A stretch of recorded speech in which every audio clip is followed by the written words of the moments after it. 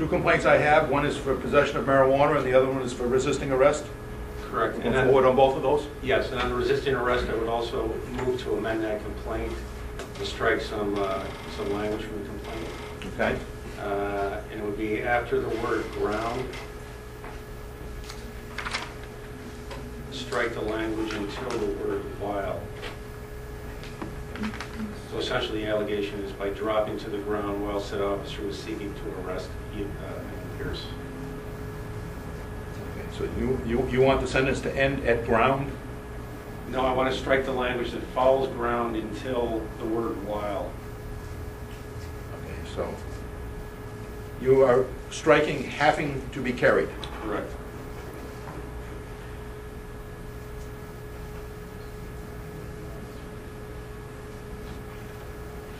Okay.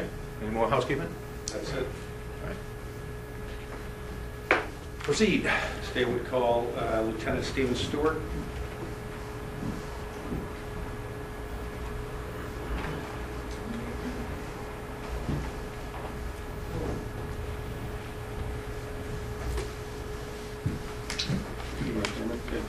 I'll swear you, Steve. You swear the testimony you're about to give this man will be the truth, the whole truth, and nothing but the truth? I do. Please have a seat and introduce yourself to the court. Lieutenant Stephen Stewart, Keene Police Department. And would you tell the court how long you've been employed by the Keene Police Department? I've been employed by the Keene Police Department since January of 2004. And what is your current position with the Keene Police Department? I'm Lieutenant and Supervisor in the Patrol Division.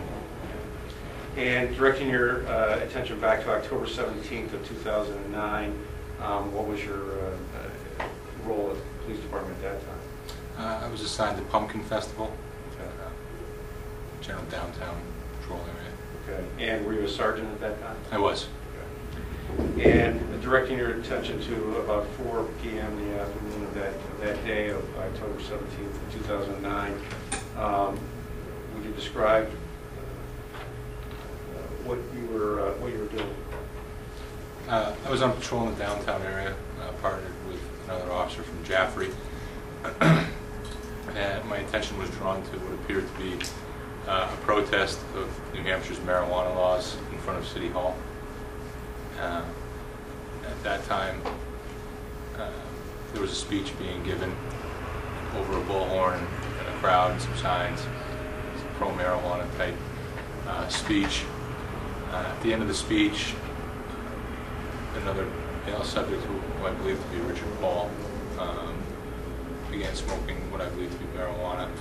He was arrested along with another subject. As the other officers were making those arrests, the crowd was pretty agitated and verbally hostile and kind of closing in, so I walked into that area to just stand in between them and the officers making the arrests. Okay, and what happened at that point when you moved into that? As I was standing there and just keeping an eye on the crowd, I looked, my attention was drawn to Mr. Pierce. He was smoking a hand-rolled cigarette that appeared to be consistent with the type commonly used to smoke marijuana. Given the nature of the event, I suspected that he was. Okay. And what did you do based on your suspicion? I asked him at first if he was smoking marijuana, and he didn't really give me a real response. It was kind of an ambiguous look or response. It seemed like he was a little surprised that I had drawn my attention to him. When he didn't say anything, I took hold of the hand that he was holding the marijuana cigarette in, and then secured the cigarette and smelled the contents of it. And it's based on my training experience, it smelled like marijuana. Okay. And what did you do after you seized the cigarette that you smelled to be marijuana? Well, I asked Lieutenant Thomas to smell because he was nearby, and I was aware that at previous protests, the protesters there had given the officers reason to believe, or probable cause to believe, that they were smoking marijuana, and later field tests revealed that it wasn't actually marijuana. So I wanted to be doubly sure as I could at the time. So Lieutenant Thomas confirmed that it smelled like marijuana to him as well. I flicked the end off it, and the appearance was consistent with marijuana, the green vegetative matter, and I showed that to Lieutenant Thomas as well, and he agreed. Okay.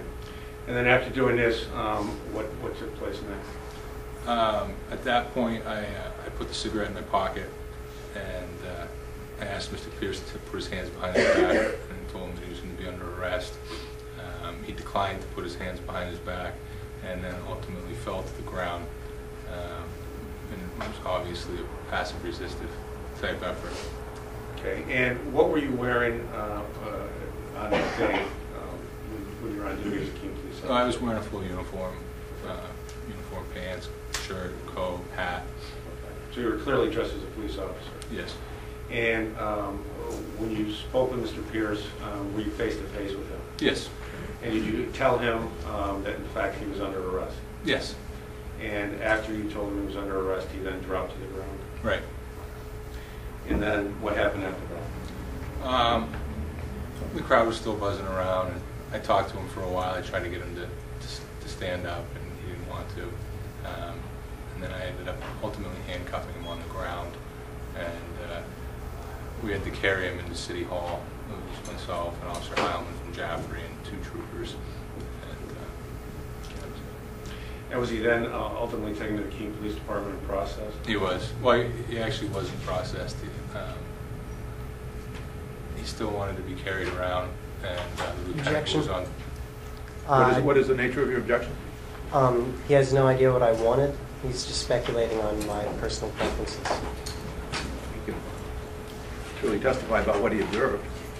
Right, but not about what I want. I'll sustain the objection.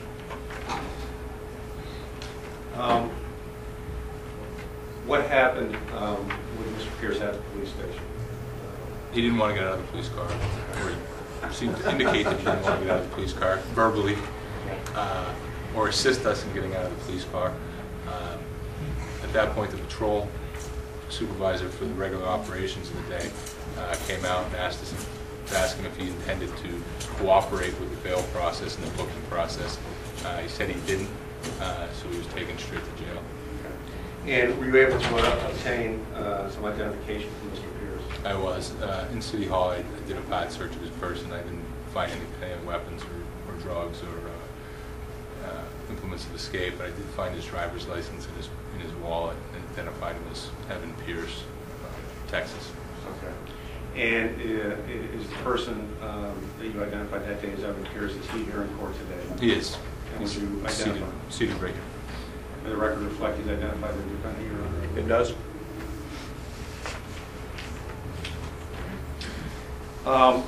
You said that after you seized the, what you believe to be the marijuana cigarette from Mr. Pierce, you put it in your pocket. Mm-hmm. What did you do with that later at the station? I brought it back to the station. Detective Short performed a field test on it. We proved presumptively positive for THC, and I logged it as evidence and secured it. Okay. And when you log it as evidence, do you assign a number to the evidence when you log it in? Correct. Okay. And do you recall what that number was? I don't. Okay. If you looked at your report, would that help you Yes. refresh your recollection?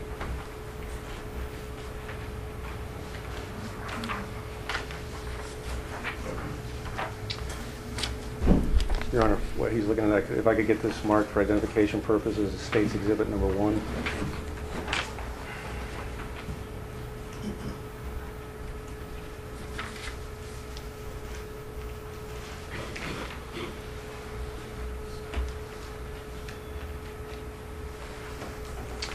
And do you recall the number, having reviewed the report? 092232. Okay. And I show you what's been marked as states exhibit number 1 for identification. Does that reflect a property number on it? It does. Okay.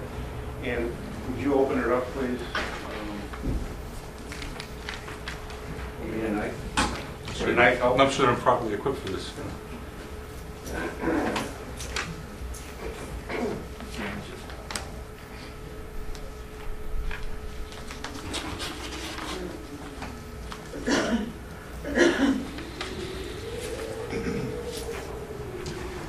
So when you said you logged it into evidence, what's the process you go through when you do that? essentially I secured it in a plastic bag and filled out an evidence sticker Okay. or label, Okay. and then secured it in a locker that I don't have access to after that. After I lock it, I no longer have access to it. Okay. And is that evidence sticker that's associated with that exhibit, is that your handwriting, and you recognize that to be the evidence that you seized from Mr. Pierce on the date in question? Yes.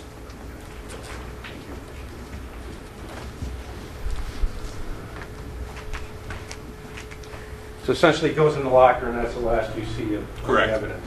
Okay. And no one has access to that locker other than the evidence officer? The evidence officer and I believe Supervisor. administrators, a lieutenant maybe, and the chief. I could just have a minute here.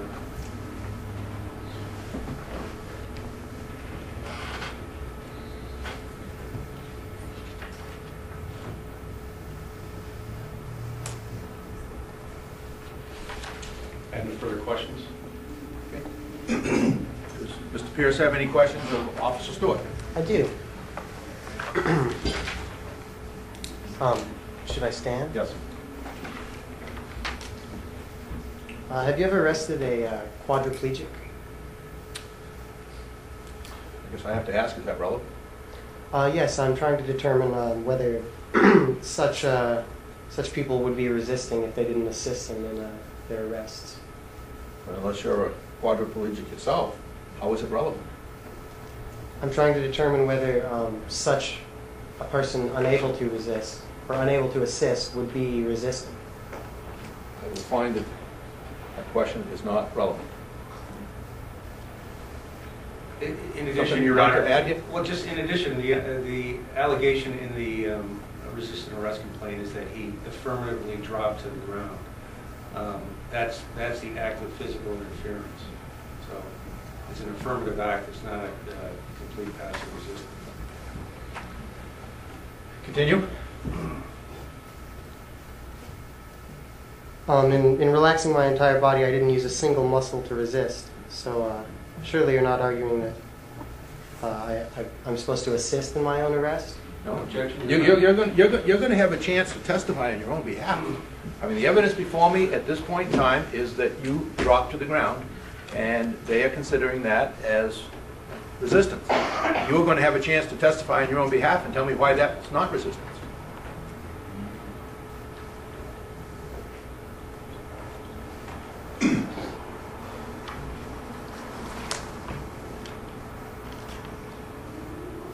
So what overt act did I engage in that constituted an act of resistance? Objection, Your Honor. No? May answer. Dropping to the ground. I dropped to the ground? Well, yes.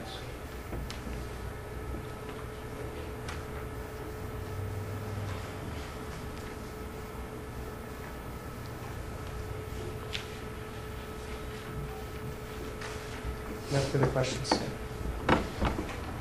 Nothing further, Your Honor. You may step down. State would call Richard Stellato. You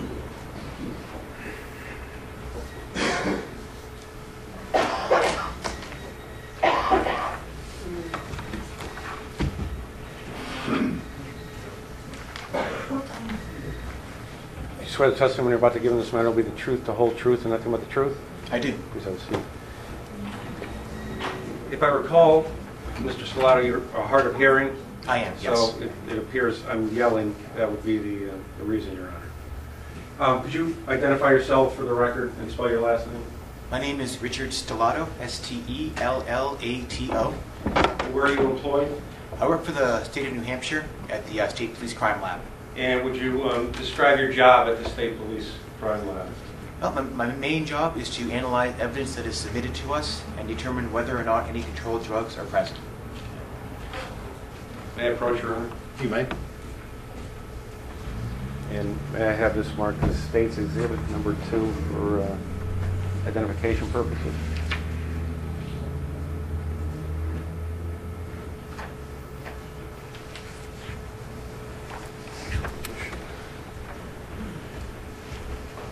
This, I believe, was sent to you previously. It's a copy of his CV.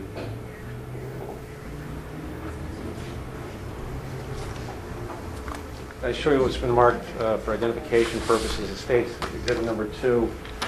Is that your resume or your curriculum vitae? It's an old one, but yes, it is. Okay. A curriculum vitae of mine. Okay. I asked the ID be stricken and that he enters the full exhibit.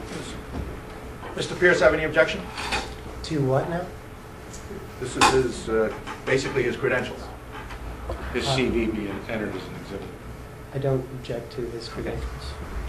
She'll be introduced as a full exhibit. You can just give it for it. And have you testified on a number of occasions in New Hampshire courts relative to the identification of controlled drugs? Yes. And have you been qualified as an expert in identifying controlled drugs on those prior occasions? Sorry, can you catch the last half of that? Have you been qualified as an expert witness in the identification of controlled drugs on those prior occasions? Yes. Okay. Your Honor, I would ask that this witness be qualified as an expert in Again, identification. Mr. Pierce, do you have any objection? That he be... Qualified as an expert. I'm not sure whether he's an expert or not. You'll have a chance to cross-examine him, but I will grant your request. Could you briefly describe what happens when a piece of evidence comes, particularly controlled drugs, when it comes to the crime lab to be analyzed? Okay, well, the first thing that happens is that when the evidence is received at the counter, it has to be examined, and we're looking at all the seals on the packaging to make sure that the seals are intact. Every piece of evidence is accompanied by a form called a DSSP-20 form or an evidence examination request form. This form contains things like suspect name, submitting agency, case number, pertinent information that we then compare to the evidence to make sure that they are in fact one and the same. After that, the evidence is accepted. It's stored into a storage vault that we call our main storage vault until such time as the case comes up for analysis. At that point, one of us goes and retrieves that evidence from the vault, conducts an examination upon it, and then stores it into a return vault. They are to be held for processing after we release our held for return after we release our report. Okay. And I show you what's been marked as State's Exhibit number 1 for identification purposes. When this comes in, does the lab also assign a number to it? It does, yes. Okay. And is that this number right here, the FL number, is that the lab's number? Yes, when the evidence comes in, we assign a laboratory number with a barcode so that we can track it within the laboratory. And in this instance, I'm looking at FL096695. It corresponds to Keene Police Department, case number 091394AR, property number 092232PR. And did you have an occasion to do an evaluation or an identification of controlled drugs associated with this particular case? I did, yes, on this particular case. All right. And do you recall the name of the defendant associated with this particular evidence? Sorry, sir? Do you recall the name of the defendant associated with this particular piece of evidence? Evan Pierce. And could you describe the process you went through in analyzing this evidence to determine what exactly it was? Okay. Well, the first thing I need to do is, again, document the appearance of the packaging, make sure that the seals are still intact and that the evidence corresponds with the DSSP-20 form again, so that's a double check. And then I would go ahead and examine the evidence itself. I would obtain a net weight. In this case, it was a partially burned hand-rolled cigarette. So I cut the cigarette open, set aside the paper, and just weighed the plant material that was contained within the cigarette. Got a net weight of that, conducted a visual analysis, and then a microscopic analysis. Those two led me to believe that it was possibly marijuana. I followed that up with a modified Duke-Levine test, and which was also positive for marijuana. My weight reading was 0.18 gram, and I identified the material within the cigarette as marijuana. So, I'm sorry. After that, I went ahead and sealed the evidence back up and placed it into our return vault. So the evidence that was presented to you in State's Exhibit Number 1, you positively identified as marijuana.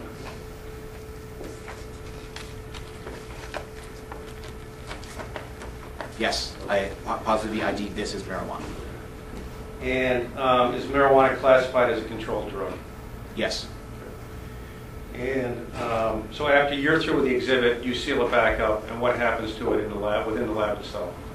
Within the laboratory itself, I would place it into our return storage vault, and then at some point in the future, it would have been picked up by Keene PD in this case. And you also do a report with regard to your findings and your analysis? I did, yes. Okay. If I may approach? You may. And if I have this marked as State's Exhibit Number 3 for ID.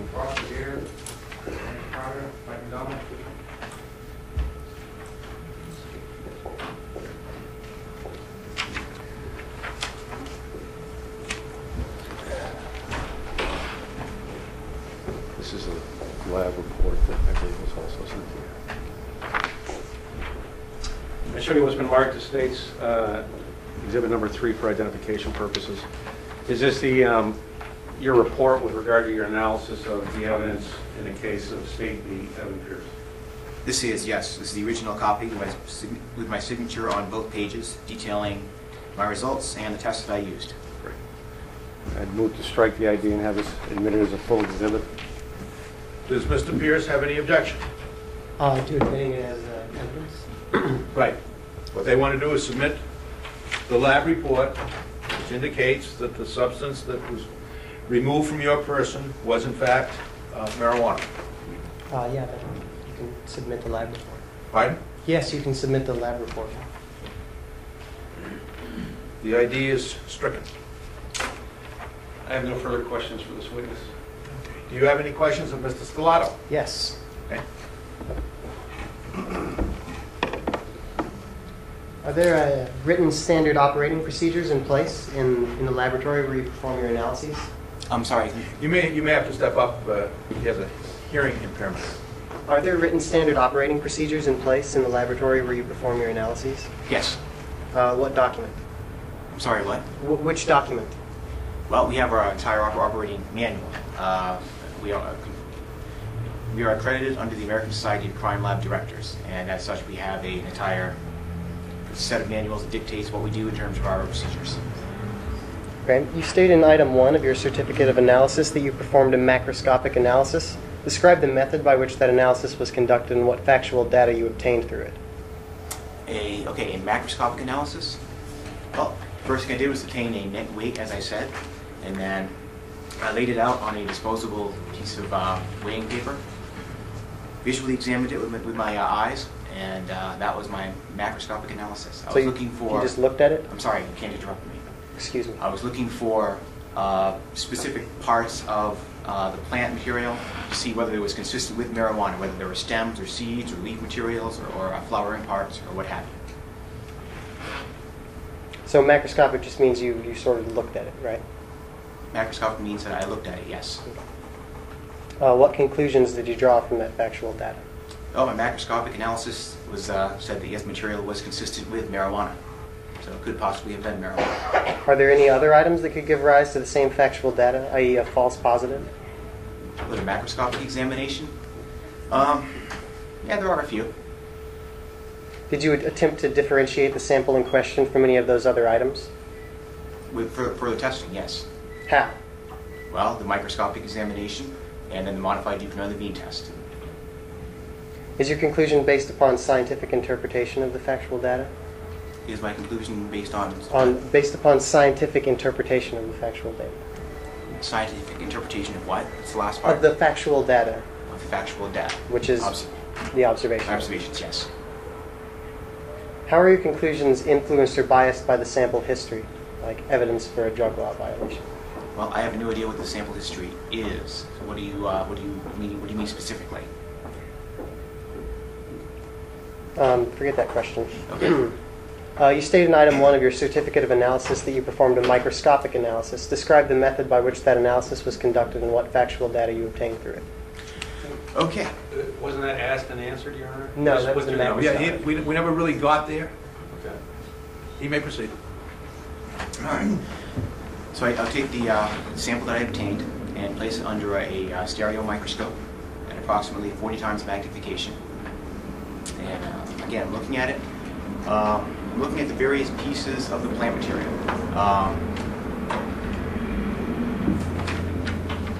So go on. Keep going. Okay.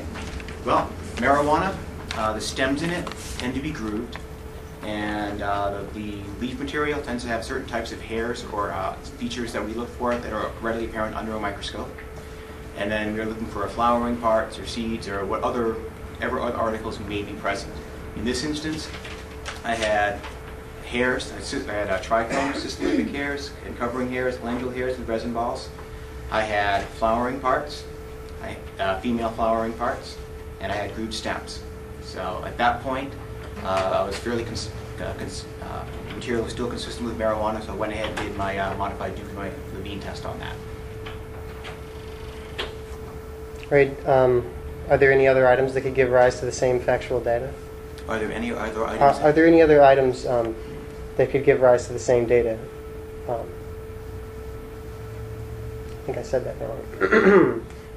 Are there any other items that I think his question look the is, same? could there have been another substance another other false than positive. marijuana that you were looking at? Marijuana is pretty unique under a microscope. I mean, the closest biological relative to it is hops, and I've looked at that under a microscope, and I wouldn't confuse the two. They have some similarities, but it's not the same thing. So if the marijuana were charred or burned or something to a degree where there weren't a lot of features apparent, then yeah, I could see having a problem with that.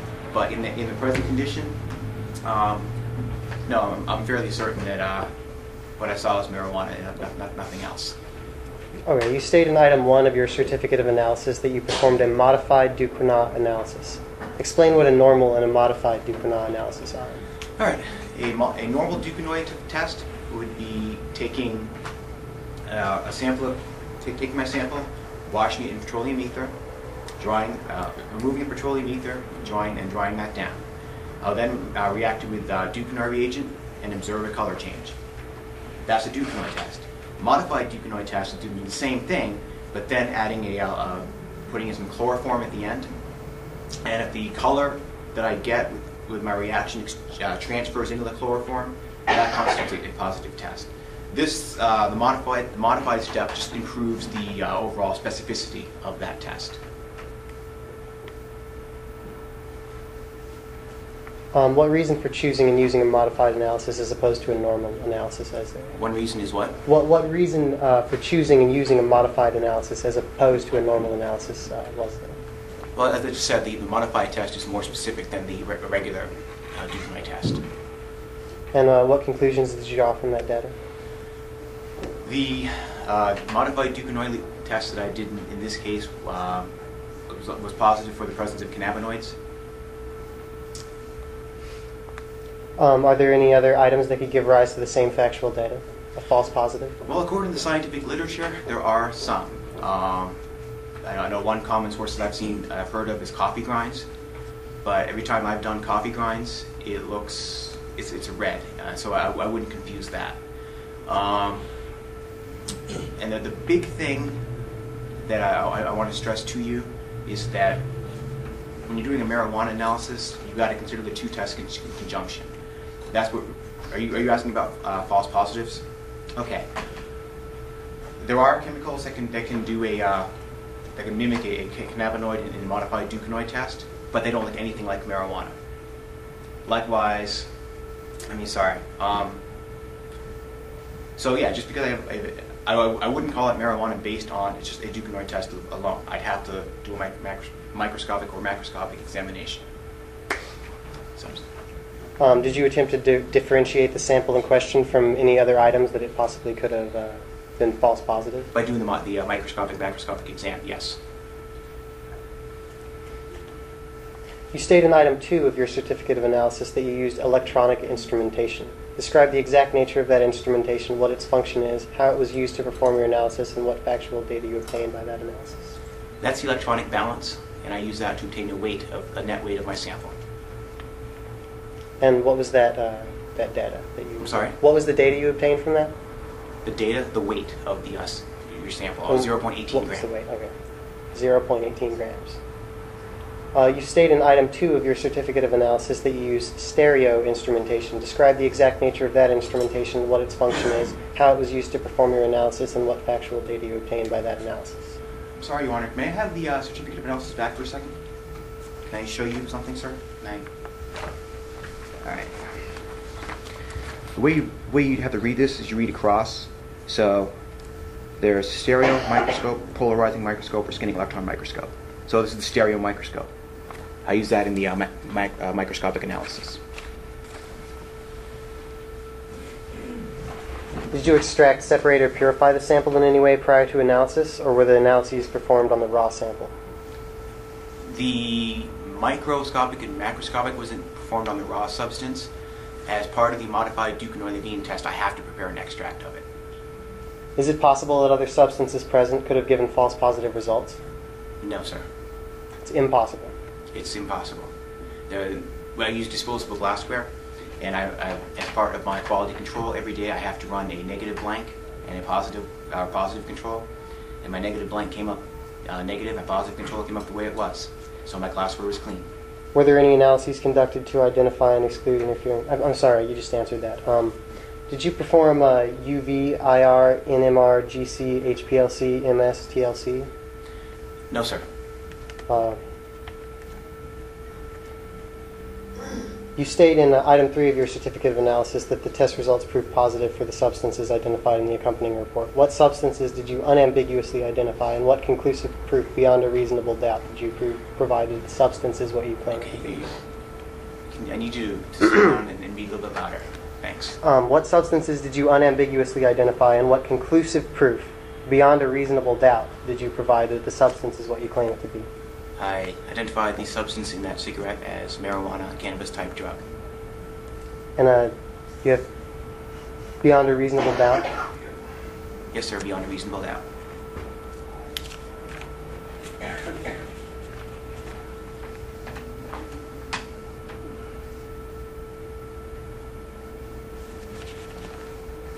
No further questions. You'll redirect. You may step down. Thank you, Your Honor. May this witness be excused, Your Honor? You may. State will call Joe Willis.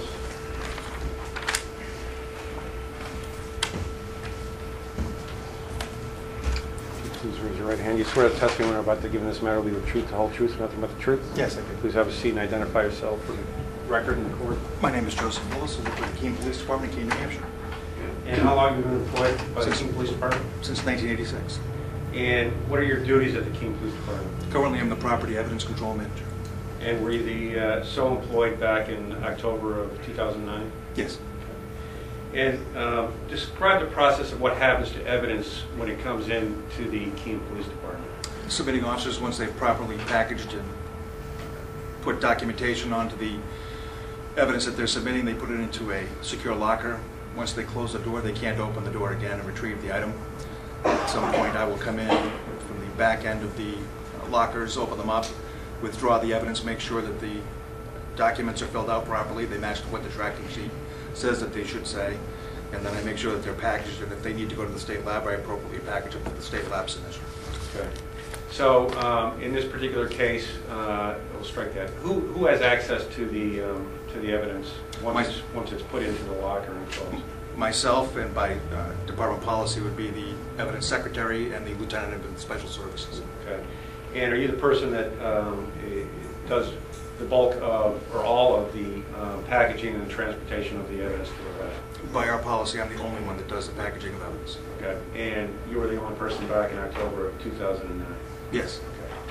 Okay. And I show you what's been marked as State's Exhibit number 1 for identification purposes.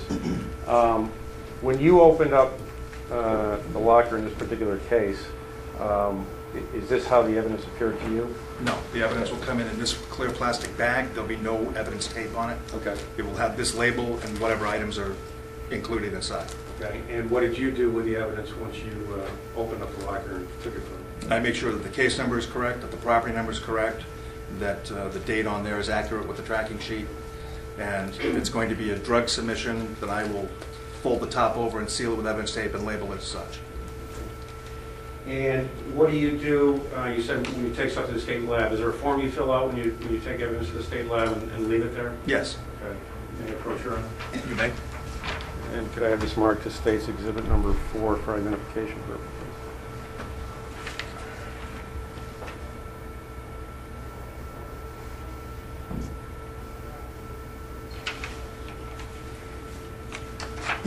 And is that the form you use in your transporting of the evidence to the state lab? Yes, this is one of the times. Okay.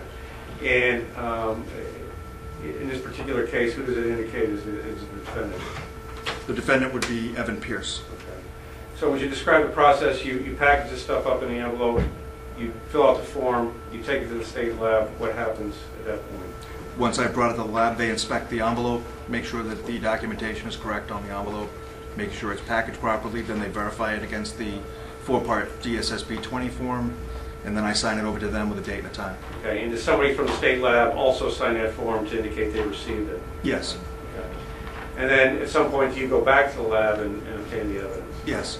Okay, and when that happens, what transpires? A lab tech will return the evidence. I make sure that the packaging hasn't been switched, that the labels are correct and accurate, and the numbers are correct, and then I sign the form as a return.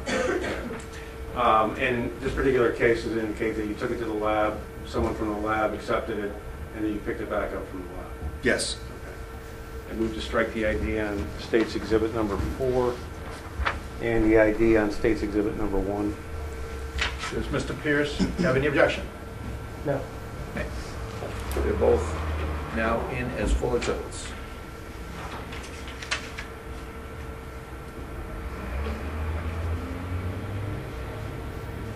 And you picked up what's now a full exhibit, State's Exhibit number 1 from the lab, and what happens with it at the police department after you pick it up? I bring it back in and I resecure it in the drug locker.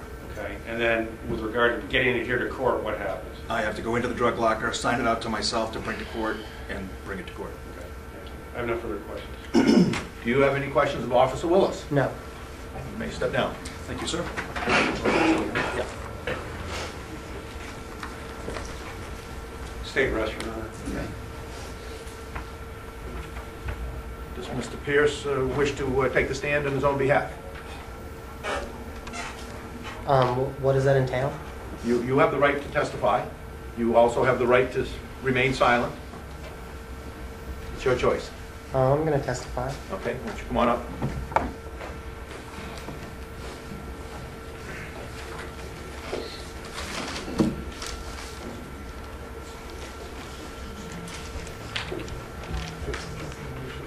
Raise your right hand, please. Testimony you're about to give in the matter now being heard before this court, you solemnly swear to tell the truth, the whole truth, and nothing but the truth, so help you God? Yes. Why don't you come up here? Have a seat. State your name and address, and tell me your side of the story. Evan Pierce. I'm homeless in the Keene area.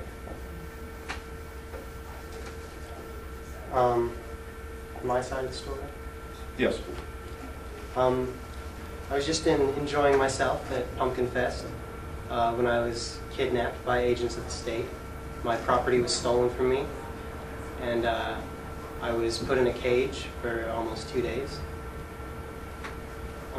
This was in violation of my natural rights, my right to life, liberty, and property, and my rights as a sovereign individual. And it was also in violation of Article 2 of the New Hampshire Constitution, which states that all men have certain natural, essential, and inherent rights, among which are the enjoying and defending life, liberty, and property, or, acquiring, possessing, and protecting property, and in a word, of seeking and obtaining happiness. Okay, well, let me ask you a simple question. If it's against the law to be in possession of marijuana in the state of New Hampshire, do you think you have the right to possess it? Yes, the law is in violation of both my natural rights as a sovereign individual and in violation of the Constitution of New Hampshire. It's in violation of Articles 2, 4, 5, 6, and Article 10, which is the right of revolution. government being instituted for the common benefit, protection, and security of the whole community, and not for the private interest or emolument of any one man, family, or class of men. Therefore, whenever the ends of government are perverted and public liberty manifestly endangered, and all other means of redress are ineffectual, the people may and of right ought to reform the old or establish a new government. The doctrine of non-resistance against arbitrary power and oppression is absurd, slavish, and destructive of the good and happiness of mankind. Was it your position that the laws of the state of New Hampshire do not apply to you?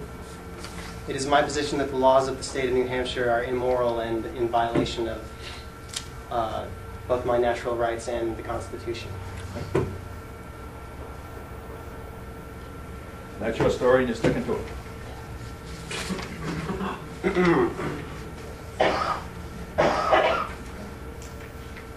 In addition, I'd like to draw the court's attention to Article 18 of the New Hampshire Constitution, which states that all penalties ought to be proportioned to the nature of the offense. No wise legislature will affix the same punishment to the crimes of theft, forgery, and the like which they do to those of murder and treason. Where the same undistinguishing severity is exerted against all offenses, the people are led to forget the real distinction in the crimes themselves, and to commit the most flagrant with as little compunction as they do the lightest offenses. For the same reason, a multitude of sanguinary laws is both impolitic and unjust, the true design of all punishments being to rule and not to exterminate mankind. I'd also like to remind the court that it was 0.18 gram, which is less than 1/5 of a gram.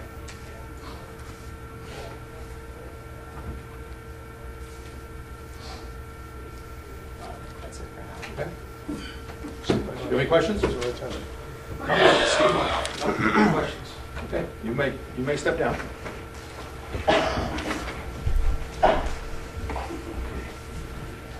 Does Mr. Pierce have any further evidence?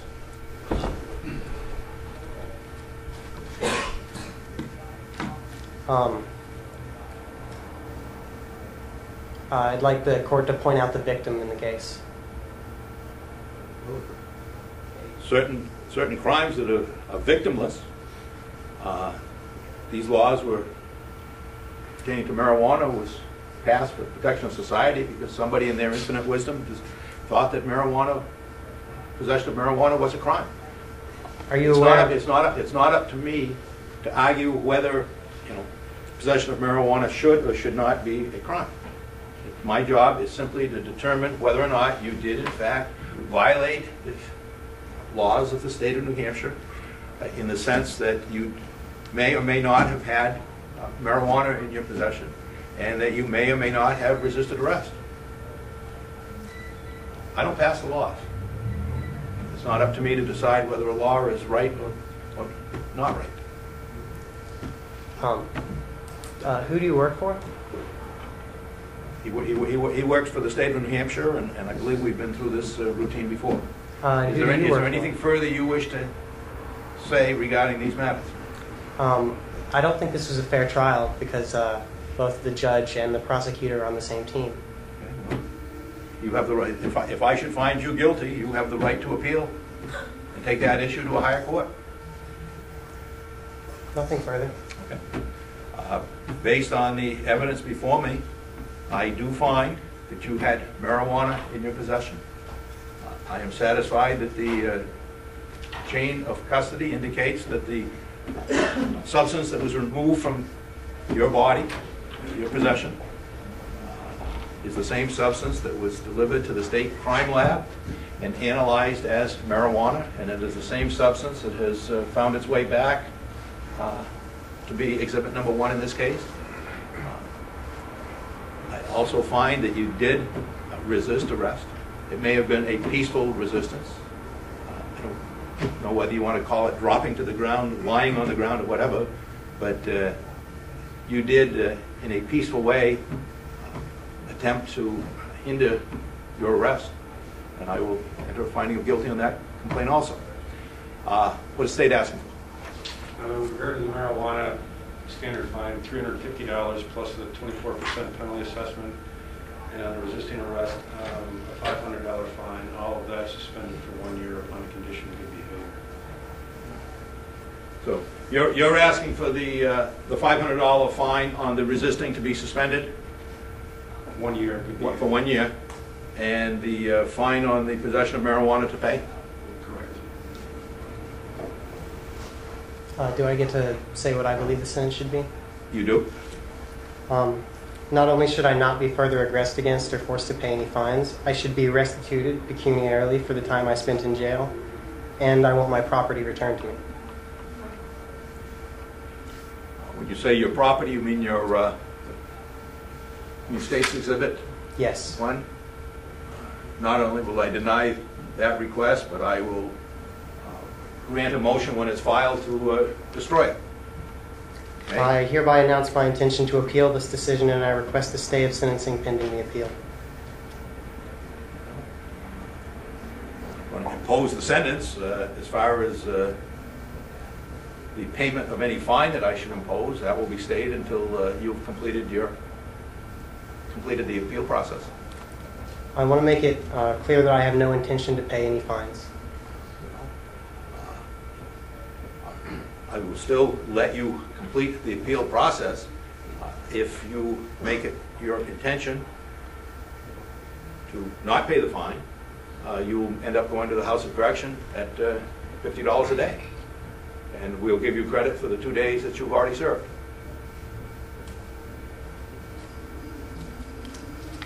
Anything further?